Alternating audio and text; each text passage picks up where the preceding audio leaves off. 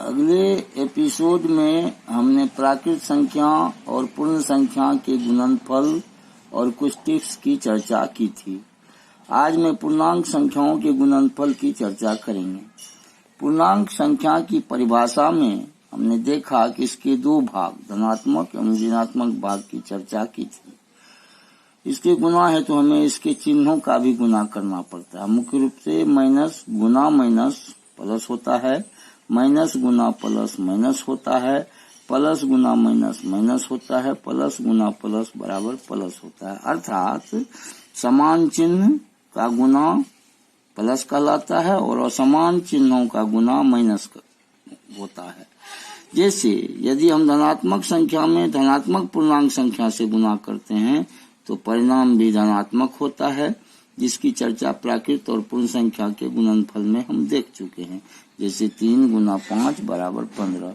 इसी प्रकार जब दो ऋणात्मक पूर्णांकों का गुना किया जाता है तब भी परिणाम धनात्मक पूर्णांक होता है। जैसे -3 गुना -5 बराबर +15 या 15, -20 गुना -7 बराबर +140 या 140 होता है। किंतु जब एक धनात्मक और एक ऋणात्मक पूर्णांक का गुना करते हैं तो परिणाम सदैव ऋणात्मक होता है। जैसे -5 गुना 3 बराबर -15, -16 गुना -5 -80, -20 गुना 7 -140, 18 गुना -7 -126।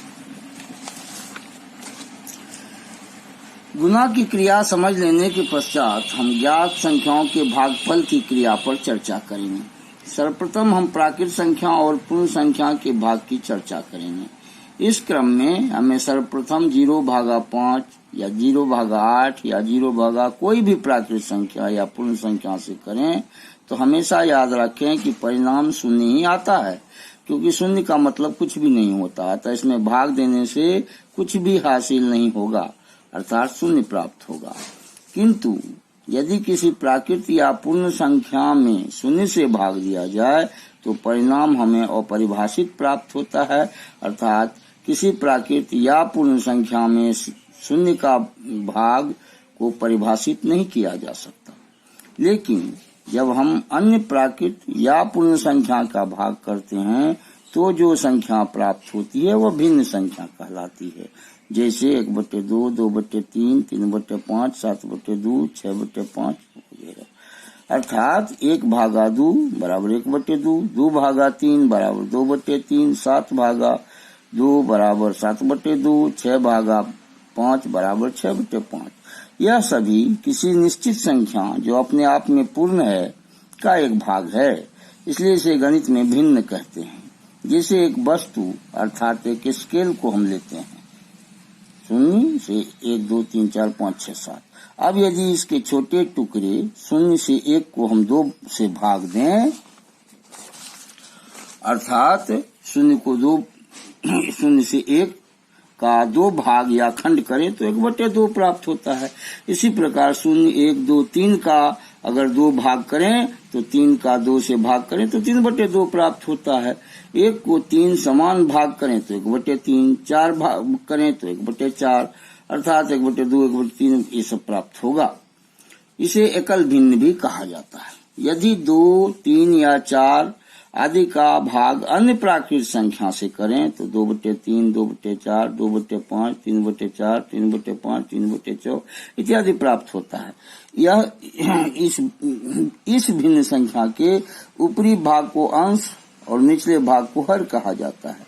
जैसे 3/4 में 3 अंश और 4 हर कहलाता है।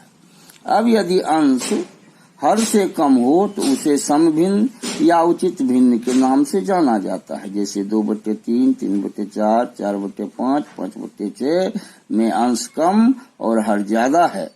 किंतु यदि किसी भिन्न का अंश अधिक और हर कम हो तो उसे अनुचित भिन्न या विषम भिन्न के नाम से जाना जाता है।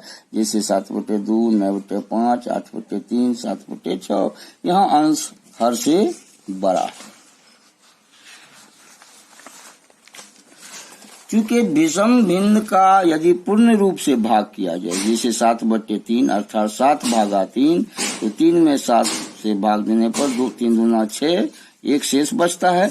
भागफल के रूप में 2 एक पूर्ण संख्या प्राप्त होती है और शेष 1/3 भिन्न प्राप्त होता है। तब इसे 2 पूर्णांक 1/3 के रूप में लिखा जाता है। चूंकि यह पूर्ण संख्या और भिन्न संख्या का संयुक्त रूप है, इसलिए इसे संयुक्त भिन्न या मिश्र भिन्न भी कहा जाता है। अर्थात 8/5 बराबर 1 पूर्णांक 3/5, 9/4 अर्थात 2 पूर्णांक 1/4, ये सभी संयुक्त या मिश्र भिन्न हैं। भिन्न संख्याओं के निरूपण में हमने यह भी देखा कि 4/6, 4/8, 9/12 आदि भी प्राप्त होते हैं, जिसे संक्षिप्त रूप में 2/3, 1/2, 3/4 आदि प्राप्त होते हैं। इस प्रकार 2/3 और 4/6 समतुल्य भिन्न हैं, इसलिए 4/6 को 2/3 का समतुल्य भिन्न कहा जाता है। इस प्रकार 2/3 के समतुल्य भिन्न अपरिमित होते हैं, जैसे 2/3, 4/6, 6/9, 8/12 इत्यादि। अगले एपिसोड में हम इन्हीं भिन्न संख्याओं के गणित संक्रियाओं की चर्चा करेंगे, अर्थात यह सीखेंगे कि भिन्न संख्या का योग, घटाव, गुणा और भाग किस प्रकार किया जाए।